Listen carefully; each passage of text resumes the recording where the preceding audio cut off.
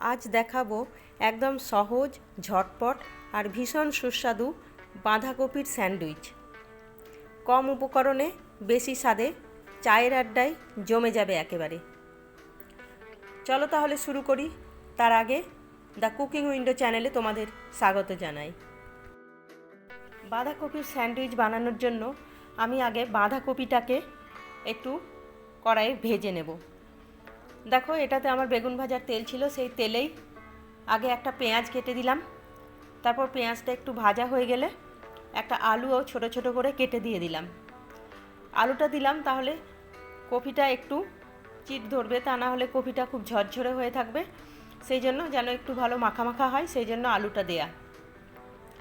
তারপর আলুটা আর পেঁয়াজটা খুব ভালো করে ভাজা হয়ে গেলে ওর মধ্যে আমি একটা কপি ভালো করে ছোট ছোট করে কেটে ধুয়ে পরিষ্কার করে রেখেছিলাম, সেটা দিয়ে দিলাম। দিয়ে এবার আলু আর পেঁয়াজটাকে দেখো একটু ওপরে করে দেবো আর কপিটাকে ভেতরে করে দেবো। এইভাবে আলু আর পেঁয়াজটাকে ভালো করে কপির সঙ্গে মিক্স করে নেব। তারপর এর মধ্যে আমি পরিমাণ মতো লবণ, হলুদ আর হাফ চামচ মতো লঙ্কা গুঁড়ো দেব, আর দেব হাফ চামচ জিরে গুঁড়ো, হাফ চামচ ধনে গুঁড়ো দিয়ে এবার মশলাগুলো দিয়ে কপিটা খুব ভালো করে ভেজে নেব। খুব ভালো করে ভেজে এটা একটু ঢাকা দিয়ে রাখবো, তাহলে আলুগুলো সেদ্ধ হয়ে যাবে আর কপিটাও একটু সেদ্ধ হয়ে যাবে।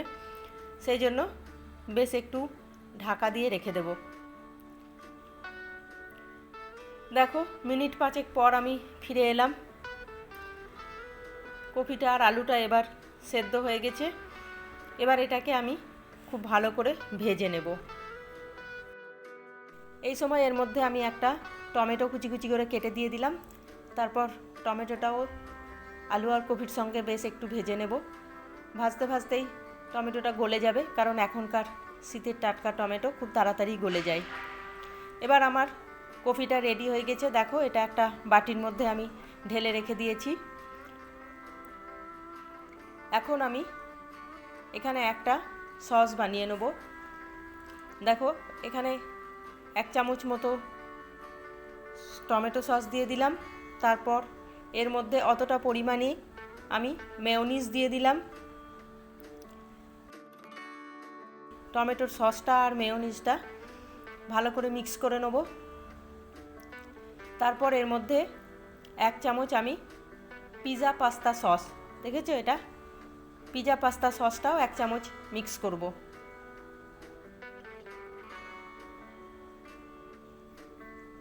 এই যে, এবার এই 3টে সস একসঙ্গে ভালো করে মিক্স করে আমি একটা নতুন সস তৈরি করব। এটা হয়ে গেছে রেডি। এবার আমি 4 পিস ব্রেড নিয়ে নিয়েছি। এবার ব্রেডের ওপরে এক এক করে আমি এই সসটা লাগিয়ে নেব এইভাবে।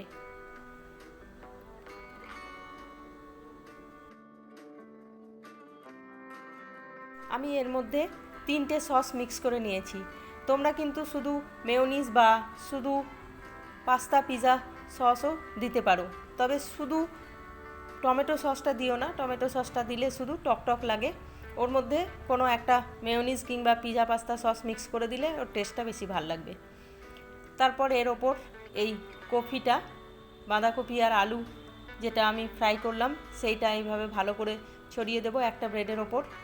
নিয়ে আরও একটা ব্রেড ওর ওপরে এইভাবে প্রেস করে রেখে দেব। অন্যটাও ঠিক একই রকমভাবে আমি করে নেব। এই যে দেখো, যত বেশি এর মধ্যে পড়বে ওই স্যান্ডউইচের টেস্টটা কিন্তু ততই ভালো হবে।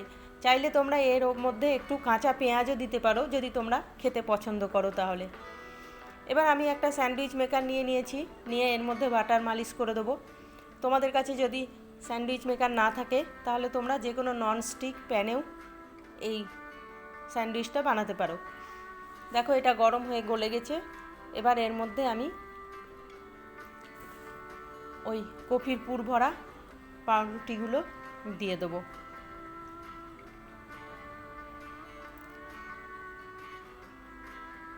দিয়ে এটাকে ঢাকা দিয়ে ব্যাস 2 মিনিটের মধ্যে হয়ে যাবে। আর যদি গ্যাসে করো তো মিডিয়াম আঁচে একটা ননস্টিক প্যান নিয়ে তার মধ্যে একটু বাটার লাগিয়ে তারপরে এই ব্রেডগুলো এপিট ওপিট করে সেঁকে নিবে, তাহলেই হয়ে যাবে।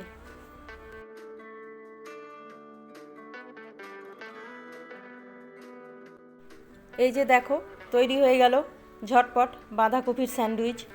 কম সময়ে কম উপকরণে কিন্তু স্বাদে একদম পারফেক্ট। বিকেলের চা হোক বা হালকা নাস্তা, এই স্যান্ডউইচ একবার বানালেই বারবার বানাতে ইচ্ছে করবে। রেসিপিটা ভালো লাগলে লাইক দিও, বন্ধুদের সঙ্গে শেয়ার করো, আর এমন সহজ সুস্বাদু রেসিপির জন্য চ্যানেলটা সাবস্ক্রাইব করে পাশের বেল আইকনটা প্রেস করে রেখো।